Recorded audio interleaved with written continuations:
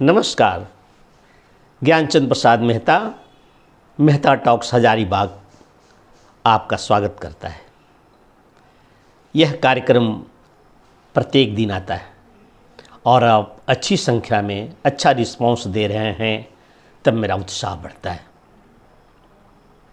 आज का विषय है उत्तर प्रदेश के मुख्यमंत्री जनसंख्या नियंत्रण संबंधी 2 बच्चों के लिए जो प्रारूप लाया है, उस प्रारूप को सभी ने देखा है, समझा है, देख रहे हैं और महसूस करते हैं कि वो कहीं से कोई गलत नहीं है। यहाँ तक कि मुस्लिम बस्तियों में भी जा करके सोशल मीडिया से जुड़े हुए लोग उनका साक्षात्कार लिया है, उनका इंटरव्यू लिया है और उन्होंने कहा है कि नहीं, कोई ऐसी आपत्ति नहीं है, बच्चे पढ़ेंगे लिखेंगे। यहाँ तक कहा गया है कि एक बच्चा होगा उनको सीधे ही नौकरी मिलेगी। हाँ, तो छोटा परिवार अच्छा है जी, सुखी परिवार। हमारी बेटियां, भले 3 बेटियां BAM में पढ़े हुए हैं जी, शिक्षित हैं, हर कानून जानती हैं, कायदा जानती कि पापा छोटा परिवार सुखी परिवार। हम भी 10-11 हज़ार रुपये नौकरी कमाते हैं, उसमें खुश से मस्त हैं। और ऐसे 2 बच्चे वाले को हर जगह सुविधाएं दी जाएंगी, तब और क्या चाहिए। जीवन सुलभ बने, सरल बने। हम बहुत अधिक बच्चे पैदा करके रोग और अशिक्षा को बढ़ा करके समाज को बीमार रखें, समाज विकृत रहे, इससे क्या लाभ है। तो बिहार के मुख्यमंत्री नीतीश कुमार जी ने, जैसे कि पूर्व में उनकी आदत है, किसी भी कोई नया कार्यक्रम, कोई नई योजना, कोई नए विधेयक आए तो सबसे पहले बिना समझे, बिना उसका अध्ययन किए उसमें भांजी मारते हैं, सीधा विवाद का विषय बना देते हैं। शायद वे प्रमाणित करना चाहते होंगे कि हम किसी खास वर्ग के बहुत ही खैर ख्वाह हैं। उन्होंने उदाहरण दिया है कि चीन ने तो आबादी कम कर दी थी, 1 बच्चा का प्लान बनाया हुआ था, अब उसने बढ़ाने के लिए 2 बच्चे का कानून पास किया है। तो क्या हो जाएगा बच्चे कम करने से, आबादी बढ़ने से, घटने से? ये तो बिल्कुल नॉनसेंस जैसी बात है, मतलब ना समझने जैसी बात है। चाइना का मुकाबला भारत के समाज से कैसे हो सकता है? एक कट्टरपंथी कम्युनिज्म देश, लगभग तानाशाही जैसी प्रवृत्ति, उसने कह दिया 1 बच्चा। तो क्या चीन का समाज और चीन के कोई नेता कह सका कि नहीं 2 बच्चा 3 बच्चा हम पैदा करेंगे? अब उसने कहा 2 बच्चा, तो क्या कोई वहाँ का नेता यह कहने का साहस रखता है कि कहे नहीं 2 बच्चा मैं पैदा नहीं करूँगा?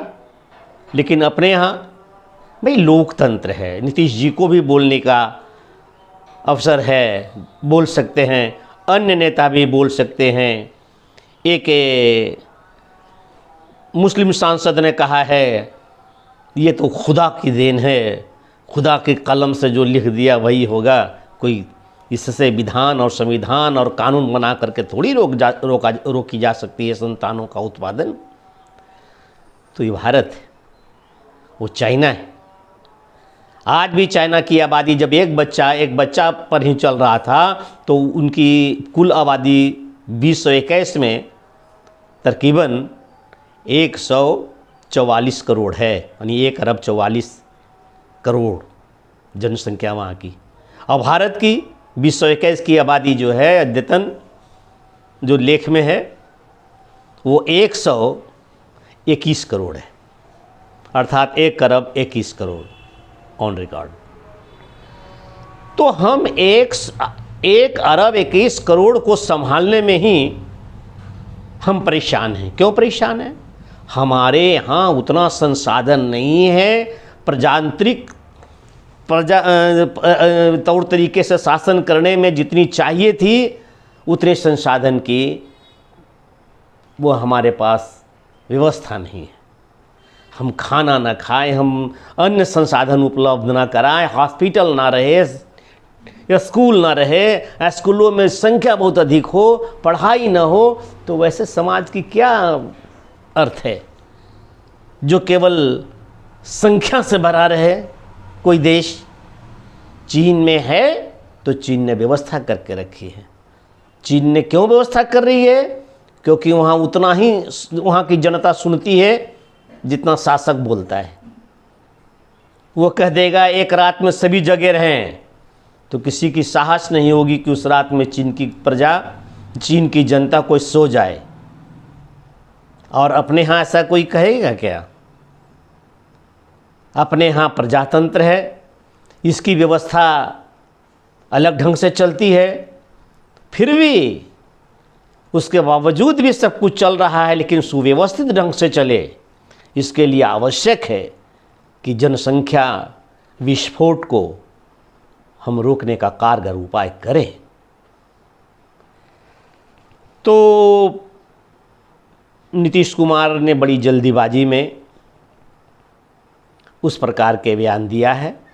आशा है उनको भी यह समझ में आ गई होगी कि जब मुस्लिम बस्तियों से किसी भी प्रकार का रोध नहीं है, अवरोध नहीं है, वे सभी सुख चाहते हैं, सभी आराम चाहते हैं, सभी शिक्षा चाहते हैं, सभी रोज़गार चाहते हैं, सभी चिकित्सा चाहते हैं, तो ये हमको तो करना ही होगा।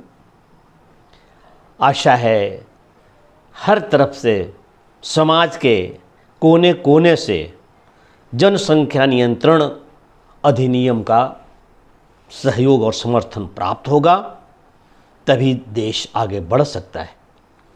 चीन ने तो किया, एक एक बच्चा किया, आबादी भी कम नहीं है चीन की, लेकिन जब अभी भारत के साथ लड़ने के लिए उनकी सेना चली बॉर्डर की ओर, तो वहाँ लोग जार बेजार रो रहे थे अपने बच्चों को जाते हुए मिलिट्री ट्रक पर, ट्रेन पर, सारे रो रहे थे और उनकी सेना भी रो रही थी। जबकि भारतीय सेना का शौर्य पराक्रम हमेशा योद्धा के तरह महाराणा प्रताप के मूड में रहता है हमेशा। क्यों रो रहे थे वे? भारतीय सेना से टकराना आसान नहीं है।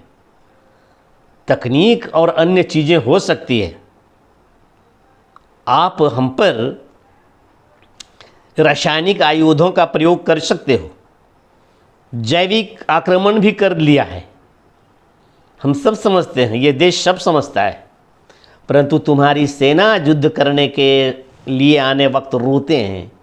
और इस रोदन को वहाँ के प्रधानमंत्री ने, वहाँ के राष्ट्रपति ने, वहाँ के शासक ने, कम्युनिस्ट शासक ने देखा कि रो रहे हैं सब, पूरी प्रजा, देश के नागरिक रो रहा है। क्यों? क्योंकि एक एक बच्चा का ही प्रावधान था बहुत वर्षों से, और हर घर से या हर जिनकी आवश्यकता होगी वो सेना में भर्ती होंगे ही होंगे। जिनको सेना में कहा जाएगा वो सेना में भर्ती होंगे, वो दूसरे में डॉक्टर में जाएंगे, क्योंकि सब कम्युनिज्म व्यवस्था है। थोड़ी वहाँ अपना मन से कि होली का अबीर लगा दिया, मन आया तो हम दशहरा में भजन गा लिए, कीर्तन कर दिए, ऐसा तो है नहीं। तो वहाँ तो मनमानी चलता नहीं। एक बच्चा राजकुमार के तरह पला बढ़ा अब जा रहा है लड़ने के लिए, और भी भारत के सेना के साथ आया गलवान की घाटी में, और फेरा पड़ गया, उसका सामना हो गया बिहार रेजिमेंट से, छक्के छुड़ा छुड़ा करके मारा। तो उसने समझा, इस दृश्य को देखा, मर भी गए, मारे भी गए बहुत। जो सैटेलाइट से फ़ोटो लिया गया था उससे पता भी चला, अमेरिका वालों ने बाद में बताया कि अच्छी उनकी ये खेत रह गए हैं सैनिक। अब इस विचार करके वहाँ एक एक बढ़ाया जा रहा है कि दो दो बच्चा पैदा करो। तो ये उनकी ज़रूरत है 2 बच्चे की, हमारी ज़रूरत है भी 2 बच्चे की। हम कहाँ कह रहे हैं कि हमारे बच्चे पैदा ना हो, तो 2 बच्चों की हमारी आवश्यकता है।